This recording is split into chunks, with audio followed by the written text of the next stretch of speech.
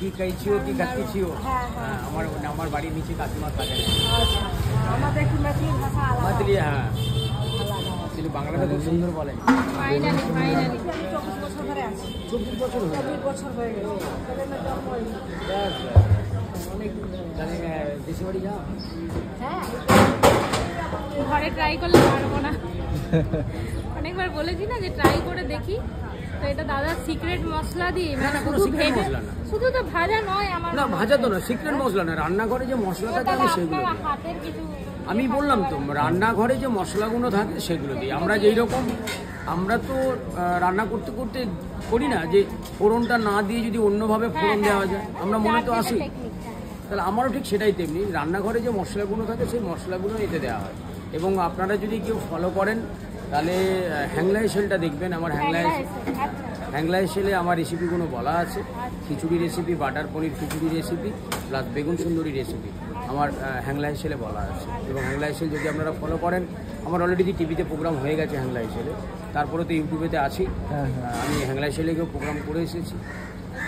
এই মানুষের কাছে ভালো লাগছে আপনার হাসিটা ভালো লাগছে সত্যি মানে অনেক জায়গায় গেছি ভাইরাল হয়ে যাওয়ার তাকায় না মানে তাকায় না কেন তাকাবো না কেন তাকাবে না কেন তাকাবে না কেন আমি তাদেরকে বলি যারা মানুষজন যাদের দ্বারাই চিনেছে তাদেরকে কেন সময় দেবে না সময়টা দেবে না কেন কারণ সময় যদি না দাও অন্তত আজকে ধরো তুমি এসছো তোমায় তুমি বলে দিচ্ছ আজকে তুমি না দাও দাও দাও দাও দাও দাও তুমি এসছো চিত্তরঞ্জন থেকে এতটা রাস্তা অতিক্রম করে ডেকার্স লেনের এত দোকান ছেড়ে কিন্তু বিশ্বাস করবেন না বিশ্বাস করবেন কিনা জানি না ঠাকুরকে ইয়ে করেই বলছি যে আমরা অনেক কষ্ট করে এখানে আসার জন্য তাহলে এই যে তারপর এই টাইমটা খেয়ে দে তারপর বাজার যদি করি ভালো না হলে বাড়ি এবারে এত কষ্ট করে এই দোকানে আসা বা ডেকার্স লেনে আসা তারপরে খাওয়া দাওয়া তাহলে তুমি যদি এত কষ্ট করে এই দোকানে আসতে পারো তাহলে আমি 2 মিনিট কষ্ট কেন দেবো না তোমাদের তার মধ্যে এত ব্যস্ততার মাঝে আমাদের মনে একটা প্রশ্ন ছিল জানি না আমাদেরকে টাইম দেওয়া হবে কিনা আমাদের সাথে কথা বলবেন কিনা কিন্তু আসার পর সম্পূর্ণ পুরো ধারণা না আমি ওই এক কথাই তো বললাম এত দূর দূরান্ত থেকে মানুষজন আসেন যেখানে আধ ঘন্টা দাঁড়িয়ে থাকেন 2 মিনিট দাঁড়িয়ে থাকেন এবং সেই জায়গা থেকে মানুষ যদি তাদের সময় বের করে যদি এই জয়মাতারার দোকানে এসে যদি টিফিন করতে আসেন এত সময় নষ্ট করে তো আমার 2 মিনিট মানে আরেকটা জিনিস আপনার ব্যবহারের জন্য আসছে আমি এটা বুঝতে পারলাম একজন মানে এক দুজনে শুনেছি যে ব্লগারদের জন্য দাদা এমনি কিন্তু দাদার কোয়ালিটিটা যে দাদা মেইনটেইন করে গেছে ব্লগারদের মনে বুঝলাম কথাটা শুনতে মানে কোন ব্লগারের জন্য হয়তো আপনাকে সবাই চিনেছে সেটাও একটা কথা হলেও হতে পারে হ্যাঁ কিন্তু আপনার যে মেইনটেইন এই যে কোয়ালিটি কোয়ান্টিটি ব্যাস দাদার কোয়ালিটির জন্য সবাই একটা এর মধ্যে থেকে একটা জয়মাতারা একটা কথা আমি বলি হ্যাঁ আজকে দোকান কিন্তু ব্লকার এসছে 3-4 বছর আমার দোকান 22 বছর তাহলে সেটাই আমি কি 22 বছর কি আমার দোকান চলতো না হ্যাঁ আর আজকে টেস্ট আছে বলেই সবাই এসছে হ্যাঁ এটা বলতে পারি 22 বছরের মধ্যে লকডাউনের পরে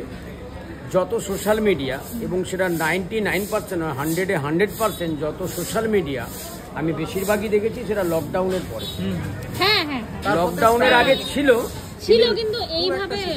ছিল না তাহলে লকডাউনের পরে তাহলে আমি লকডাউনের আগে অবধি আমি দোকানদানি করেছি মানুষজনকে খাবার দিয়েছি একদম সেটা কি করতো না 60% মানুষ ডেকার্স লেনে এই অঞ্চলের যে অফিস তারা খেতে আসতেন এখন মানুষ আসছে বাইরে সেটা 40% বা ডিউ ছিল সোশ্যাল মিডিয়ার দ্বারা এই ডেকার্স লেনটাকে দাদা আমি আমাদের ওখানে ডাকলে আপনি যাবেন তো আমাদের ওয়েলকাম মানে আমাদের ইয়ের জন্য সৌভাগ্য হবে কেন যাব না মানে একটা জিনিস ফোন নাম্বারটা চাইতে পাচ্ছি আমি দেবো আমি এমনি দিয়ে দিচ্ছি ডিস্টার্ব করে ওসব আমার কিচ্ছু না ডিস্টার্ব বিশাল ক্রাউড হবে মানে আমার নাম্বার দিয়ে দিই আমি ফোনের মধ্যে 9830831948 আরেকবার বলে দিই 9830831948 তবে একটা আপনাদেরকে আমার বিশেষ অনুরোধ আপনারা যেরকম ফোন ব্যবহার করেন আমি হয়তো কম দামি ফোন ব্যবহার করি আপনাদের যেরকম সময়ের দাম আছে আমারও সময়ের দাম প্রচুর আছে